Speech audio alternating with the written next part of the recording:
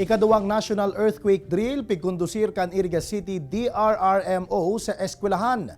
Mga dapat gibuhon sa iba tuyong may linog, ipigtukdo man sa aktibidad. Yan ang tinutukan live ni Jessica Kalinog. Jessica?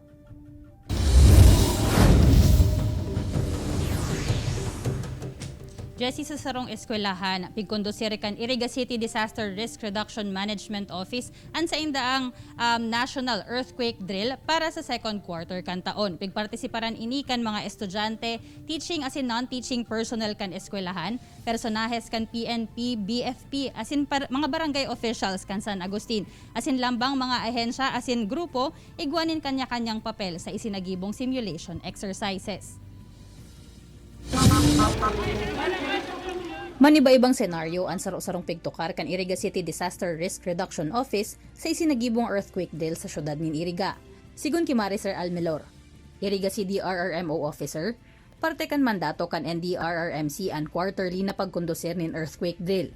Asin sa saindang syudad, target ninda na kada quarter, maniba-ibang sektor kan komunidad ang magibuhan ninda kaini. Hindi dahil ang reason ay mandated kami, kundi ginagawa namin to lahat para ma-met yung ating goal na palaging zero casualty. Ngunya na second quarter, ang Seferino Arroyo High School sa Barangay San Agustin ang sa indang venue na yung may pinakadakulang populasyon ng senior high school students.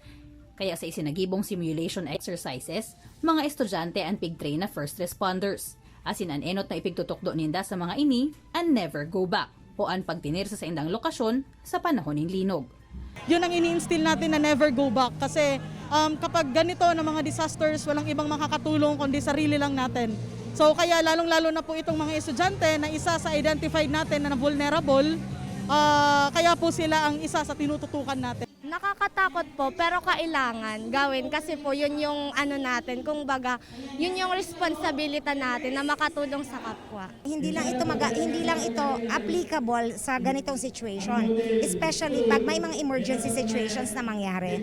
So very grateful kami dahil napili po ang school namin as the model recipient of this program. Mientras tanto, sa merkado publiko kan Minalabak Camarines na piling ikondusir kan BFP ang parehong aktibidad.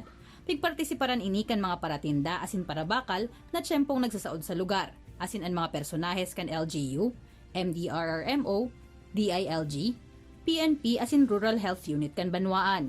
Sigun ki Fire Inspector Melchor Vargas, Fire Marshal kan BFP Minalabak, ang mga mataong lugar siring kan merkado ang saro sa mga delikadong lugar kundi aram kan mga tao digdi ang gigibuhon sa oras na magkaigwan ng linog.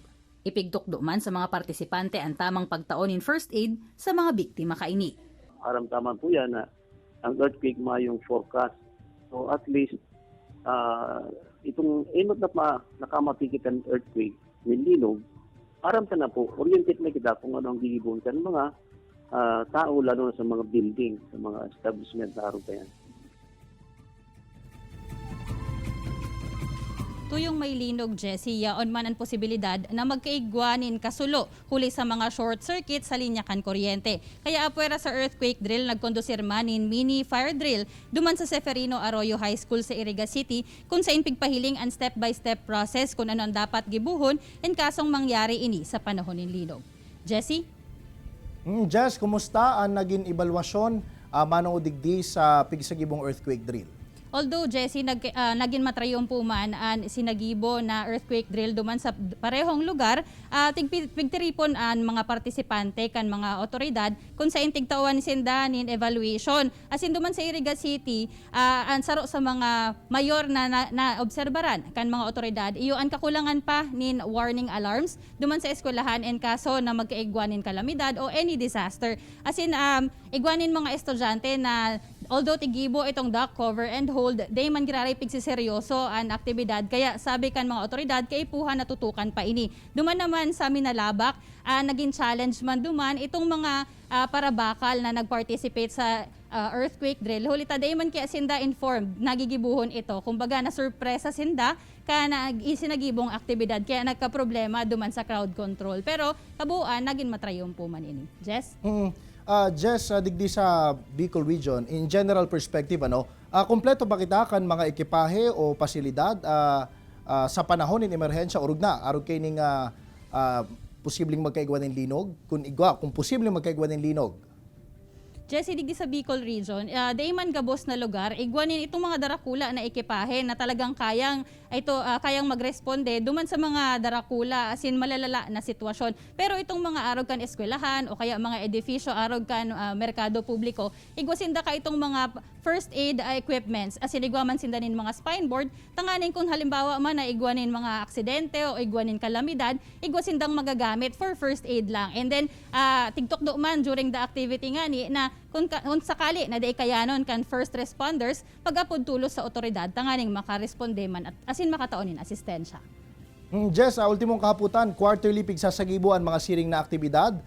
Sa masunod na earthquake drill, anong man daw ang magiging sentro o anong sektor naman ang involved digdi?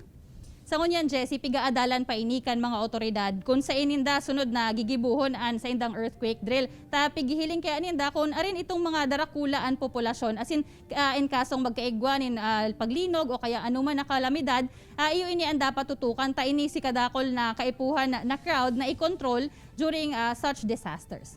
Jess? Alright, Josh Mabalos, Jessica.